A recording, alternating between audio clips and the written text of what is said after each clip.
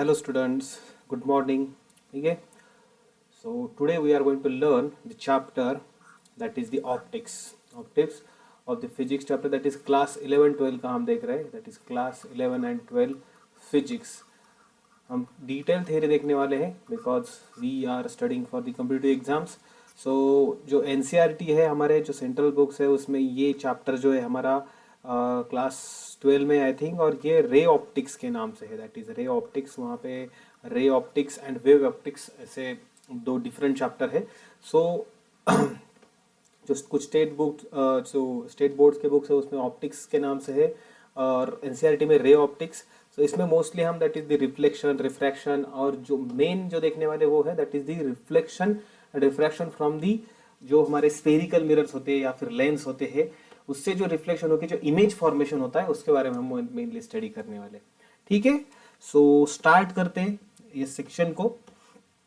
ठीक है, सो ऑप्टिक्स. सो देखिए फर्स्ट ऑफ ऑल हम थोड़ा सा रिवाइज करते हैं, और it is also included in the chapter also, ये बुक में भी है. That is first of all that is about the reflection. देखो रिफ्लेक्शन जो है अभी that is the reflection of light, that is reflection of light.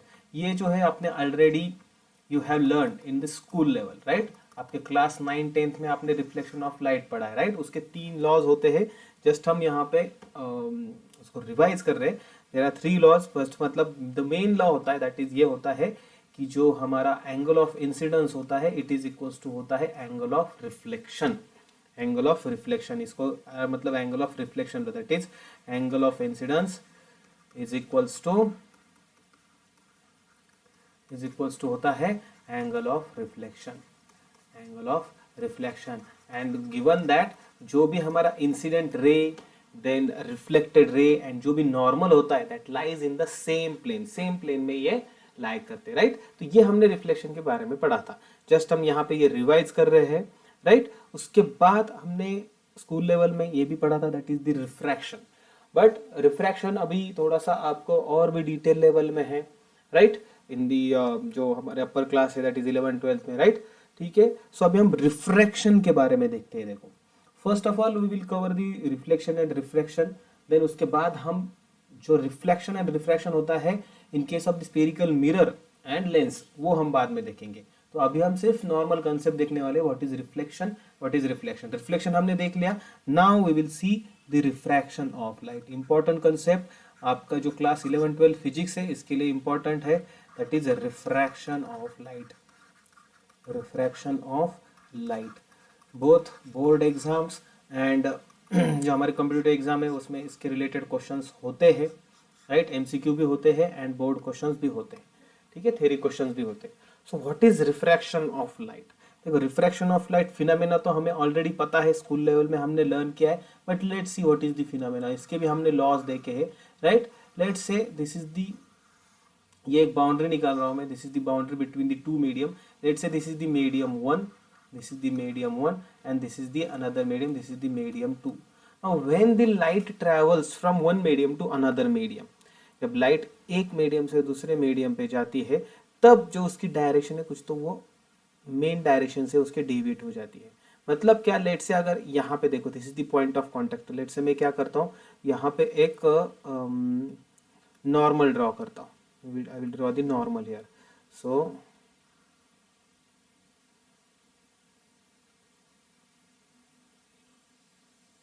यहाँ पे देखो this is the normal line.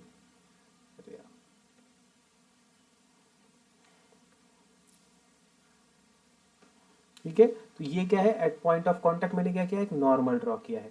Normal मतलब क्या, दिस इज द नॉर्मल, ये परपेंडिकुलर होता है. ये बाउंड्री, ये जो बाउंड्री होती है दो सरफेस के बीच में, it is the perpendicular to both, right. तो ये क्या हो गया, this is the angle of incidence, right. This is the incident ray of light, right. And ये जो रे होता है, अभी देखो अभी नॉर्मल केस में if there is a no another medium, अगर यहाँ पे दूसरा मीडियम होता ही नहीं तो ये जो हमारा रे है ये सीधा ऐसे निकल जाता, बराबर. मतलब होता क्या, ये जो हमारा रे है अगर मैं और प्रॉपरली दिखाऊं तो यहाँ से अगर स्टार्ट होता तो ये ऐसा सीधा इस डायरेक्शन में जाता, बराबर. मतलब यहाँ पे अगर हमने स्ट्रेट लाइन ड्रॉ की तो ये सीधा इस डायरेक्शन में जाता.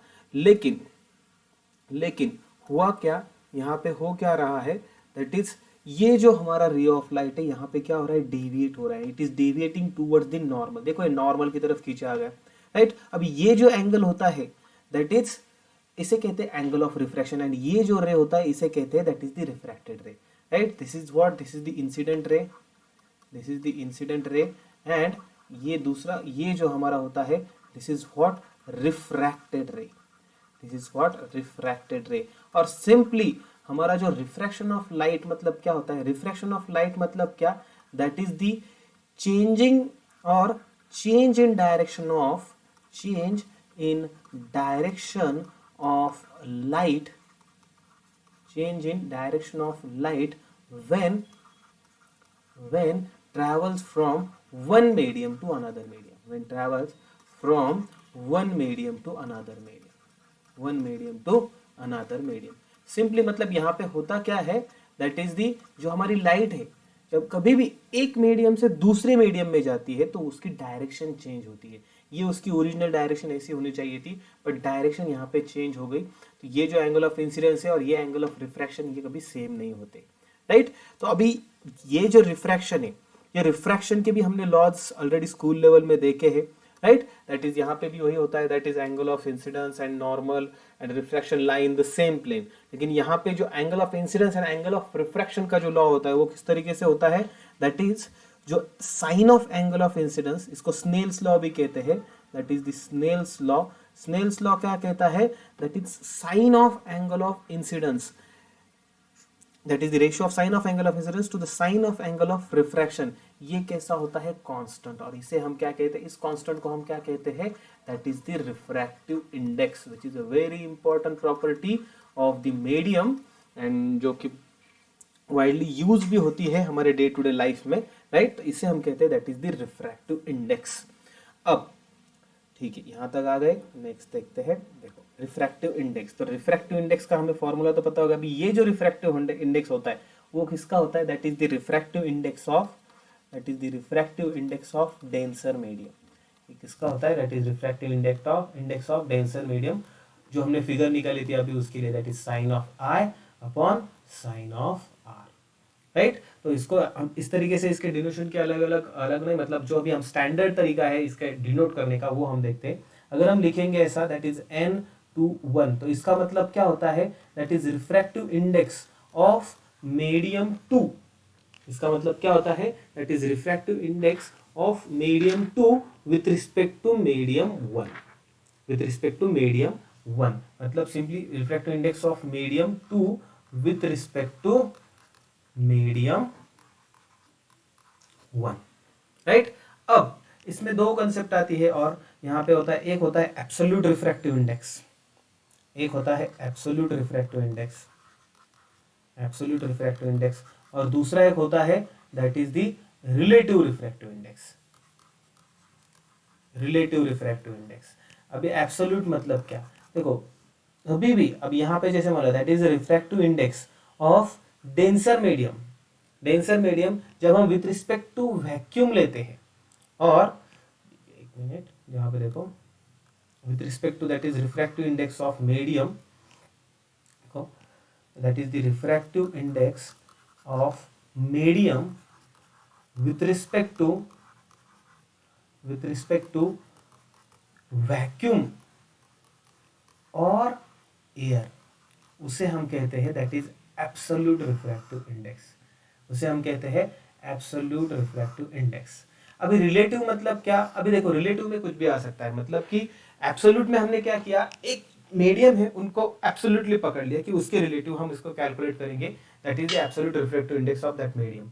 अभी लेट से हमारे पास हमेशा ऐसी केस नहीं होगी, राइट। लेट से अभी मैं कैलकुलेट कर रहा हूँ that is the refractive index, मतलब जो अभी मैंने ये एग्जांपल दिया, this is the example of the relative refractive index. यहाँ पे क्या होगा, दैट इज दी, हम यहाँ पे लिख सकते हैं that is the refractive index of medium other than, हम कहेंगे that is with respect to other medium, और with respect to other than the air और वैक्यूम, अदर देन एयर और वैक्यूम। मतलब क्या, यहाँ पे कुछ भी हो सकता है, जैसे कि फॉर एग्जांपल यहाँ पे अगर मैं लिख रहा हूँ that is refractive index of water, अगर मैं यहाँ पे विथ रिस्पेक्ट टू इसको एब्सोल्यूट कर रहा हूँ तो यहाँ पे हमेशा वैक्यूम ही होगा, राइट। तो या फिर एयर ही होगा, राइट। यहाँ पे कुछ भी, that is refractive index of glass with respect to अगर एयर, राइट, वैक्यूम या एयर, तो ये क्या होगा, दैट इज एब्सोल्यूट होगा। लेकिन that is for example refractive index of glass with respect to water, ये क्या होगा, this is the relative refractive index of glass with respect to water, क्योंकि हमने इसको यहाँ से एयर के साथ कंपेयर करके नहीं कैलकुलेट किया है, राइट। तो सिंपल है, एब्सोल्यूट मतलब क्या, refractive index of medium with respect to vacuum और एयर। रिलेटिव मतलब क्या, इन दोनों के अलग, मतलब कुछ भी हो सकता है, that is reflective index of glass with respect to water, reflective index of glass with respect to कोई अदर फ्लूइड ले लो आप, केरोसिन या फिर अदर कोई भी मीडियम होगा, राइट। सो उसे हम कहते हैं that is the relative refractive index. और इसका रीडिंग कैसा होता है, that is for example this, देखो n/1 मतलब क्या, refractive index of medium 2 with respect to 1। और हमेशा क्या होता है, देखो फॉर्मूला अब हम देखते हैं, what is the formula of the refractive index. देखो दैट इज, अगर मैं ऐसा लिख रहा हूँ, that is refractive index of medium 2 with respect to 1, तो इसके फॉर्मूले देखो, that is the velocity of light, velocity of light in medium 1 to velocity of light in medium 2, right. अब हमें पता है वेलोसिटी का फॉर्मूला क्या होता है, दैट इज न्यू लैम्डा होता है, राइट। तो यहाँ पे मैं क्या लिखूंगा, न्यू लैम्डा 1 अपन यहाँ पे क्या लिखूंगा, न्यू लैम्डा 2। अब यहाँ पे फ्रीक्वेंसी सेम होती है, अगर अब एक ही लाइट अगर वहाँ पे रहेगी, राइट। अगर हमारी केस ऐसी है, this is the ray of light, right. और जब मीडियम, हमेशा याद रखिए, if there is a medium light का चेंज हो रहा है, तो देखो उसकी जो फ्रीक्वेंसी है, इस मीडियम में भी उसकी, इस मीडियम में उसकी वेलोसिटी हो गई c1, इस मीडियम में उसकी वेलोसिटी चेंज हो जाती है c2, इस मीडियम में उसकी वेवलेंथ हो गई लेट से लैम्डा 1, इस मीडियम में इसकी वेवलेंथ हो गई लैम्डा 2, बट जो फ्रीक्वेंसी होती है वो कैसे रहती है, रिमेन सेम, राइट। फ्रीक्वेंसी हमेशा सेम रहती है, बिकॉज फ्रीक्वेंसी डिपेंड होती है सोर्स पे।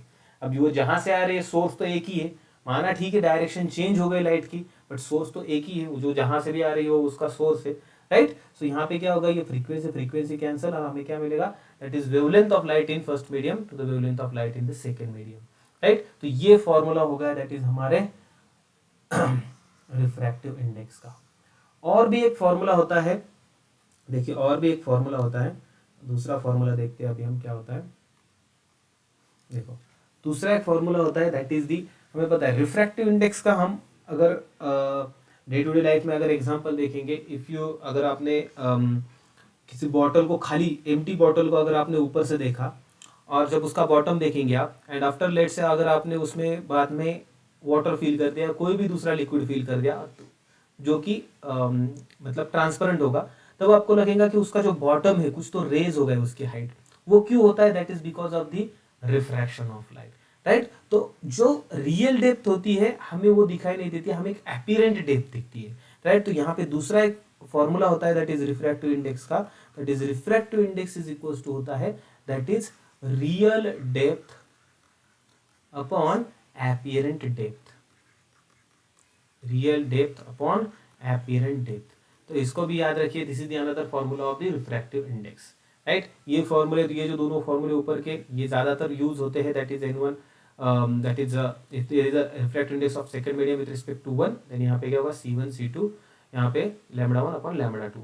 अब देखिए लेट से यहाँ पे मैंने ये रिलेटिव रिफ्रैक्टिव इंडेक्स लिया, अब लेट से मैं एब्सोल्यूट लेता हूँ, that is refractive index of medium 2 with respect to air. तो सिंपली यहाँ पे क्या होगा, that is velocity of light in air divided by velocity of light in that second medium, right. तो velocity of light in air हमें पता है हमेशा क्या होती है, 3 × 10⁸ होती है, राइट। और जो मीडियम में है, जो भी चेंज होगी लेट से उसकी कुछ भी वैल्यू होगी, राइट। एयर और वैक्यूम में वेलोसिटी की वैल्यू क्या होती है, 3 × 10⁸। तो जब एब्सोल्यूट कैलकुलेट करना होगा तो आप डायरेक्टली ये वैल्यू ले सकते हैं, बिकॉज एयर में उसकी वैल्यू इतनी होती है, राइट। अब जब रिलेटिव आएगा तब आपको ये वैल्यू मोस्टली न्यूमेरिकल्स में दी जाती है, ठीक है। चलो फिर, सो ये बेसिक कंसेप्ट है रिफ्रैक्टिव इंडेक्स की। मोस्टली ये जो कंसेप्ट है आपको स्कूल लेवल में हो चुकी है, बट यहाँ पे भी आपको ये कंसेप्ट होनी चाहिए, बिकॉज इसमें न्यूमेरिकल्स आते हैं, ठीक है ना। नेक्स्ट अभी देखो रिफ्रैक्शन। अभी रिफ्रैक्शन में एक इम्पॉर्टेंट, एक अलग फिनोमेना है, that is the total internal reflection. नाम इसका रिफ्लेक्शन है, बट ये रिफ्रैक्शन की वजह से होता है, राइट। तो इसलिए हम इसे क्या कहते हैं, दैट इज द, देखिए टोटल इंटरनल रिफ्लेक्शन, ये phenomena total internal reflection, total internal reflection. देखिए टोटल इंटरनल रिफ्लेक्शन मतलब क्या होगा। अब देखिए फॉर एग्जांपल अभी मैं यहाँ पे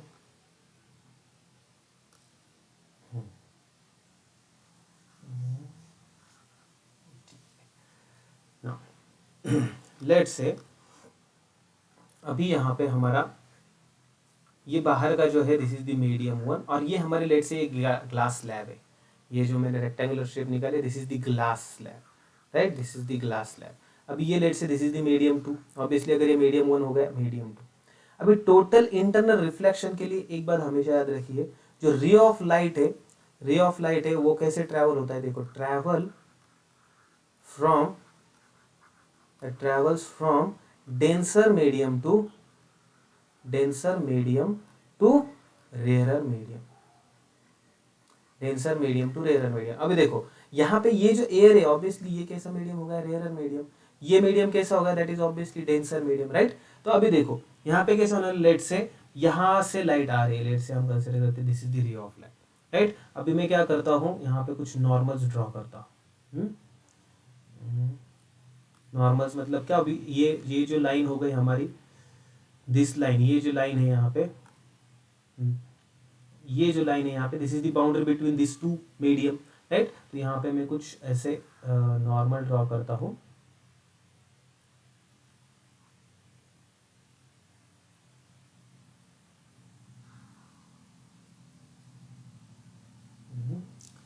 ठीक है,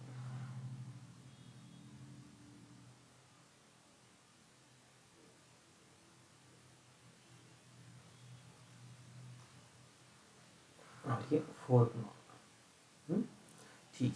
अब देखिए let say this is our the source of light, this is, यहाँ पे एक पॉइंट है, यहाँ पे हमारा सोर्स ऑफ लाइट है, लेट्स, राइट।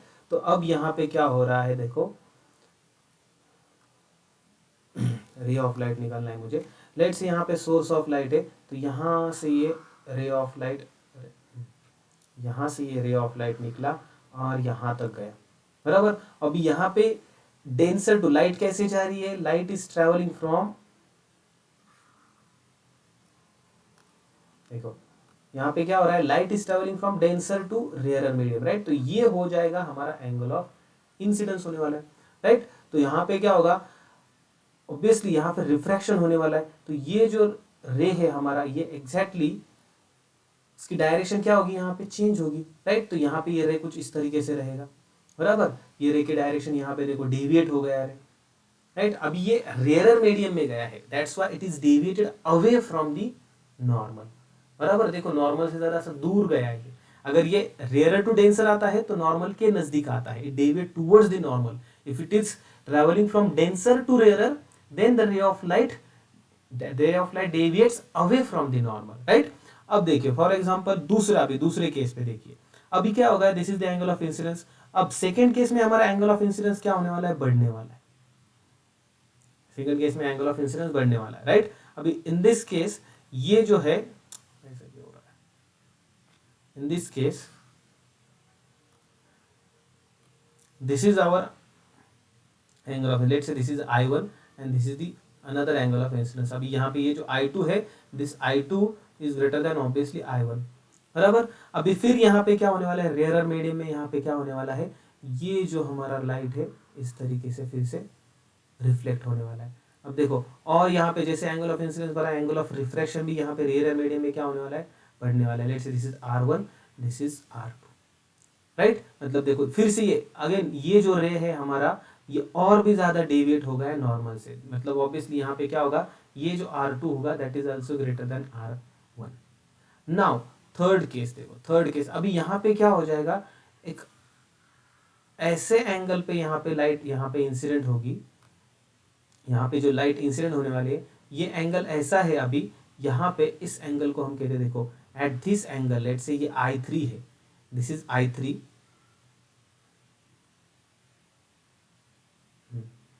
थोड़ा सा यहाँ पे ये जो है ये हमारा I3 है। और यहाँ पे क्या हो गया, देखिए यहाँ पे क्या हो गया है, ये जो हमारा रिफ्लेक्टेड या रिफ्रैक्टेड रे है, देखिए ये कैसे हो गया, मतलब कि देखो इस केस में क्या होने वाला है, जो रिफ्रैक्शन एंगल है हमारा, जो रिफ्रैक्शन एंगल है वो क्या हो गया हमारा, दैट इज यहाँ पे 90 डिग्री हो गया।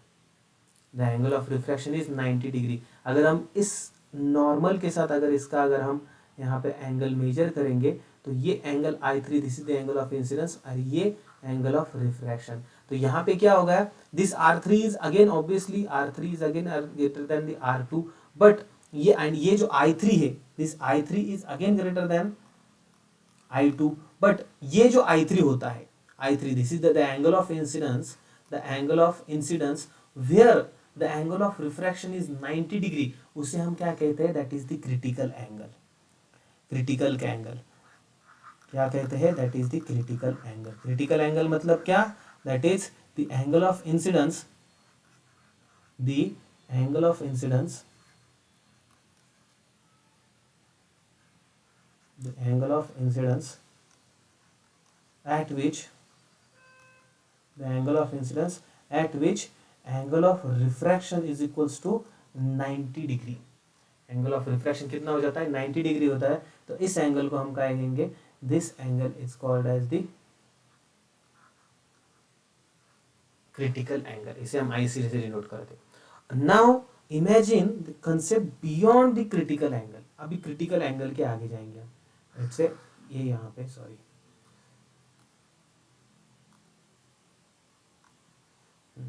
देखिए, अभी ये फोर्थ नॉर्मल की तरफ जा रहे हैं हम।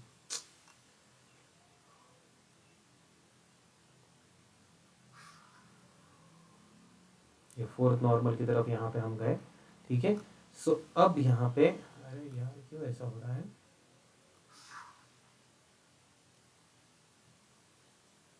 ठीक है, फोर्थ नॉर्मल के यहाँ पे गए। अब देखो दिस इज द डायरेक्शन। अब यहाँ पे क्या होने वाला है, अभी देखो ऑब्वियसली एंगल ऑफ रिफ्रैक्शन बढ़ने वाला है। तो एंगल ऑफ रिफ्रैक्शन बढ़ के मतलब क्या, 90 डिग्री से वो ज्यादा ही होगा। तो इस केस में क्या होगा, देखिए अभी ये जो है हमारा जो रे है फिर से वापस इसी मीडियम में आ जाएगा। देखिए ये जो हमारा रे है फिर से मतलब जिस मीडियम से वो एंगल ऑफ इंसिडेंस निकला था उसी मीडियम में वो वापस आ गया। एंड यहाँ पे मतलब कि ये जो केस है, this is the case of this, यहाँ पे ये जो एंगल, ये जो रे है उसे हम कहेंगे टोटली इंटरनली रिफ्लेक्टेड रे। देखिए ये जो हमारा रे है, इस रे को हम क्या कहेंगे, that is the totally internally reflected ray.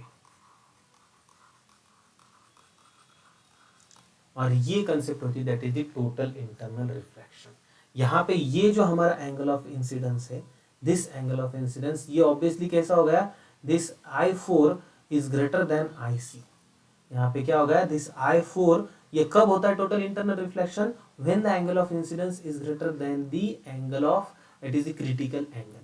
जब भी क्रिटिकल एंगल से ज्यादा एंगल ऑफ इंसिडेंस होगा from denser medium to rarer medium, then हमें यहाँ पे क्या देखने मिलेगा, that is the total internal refraction, right. और जो रे ऑफ लाइट इंसिडेंट, जिस मीडियम से लाइट इंसिडेंट हुई थी उसी मीडियम में लाइट फिर से रिटर्न आने वाली है। तो ये जो कंप्लीट फिनोमेना होता है, this phenomena is called as the total internal reflection. Total internal reflection. तो देखिए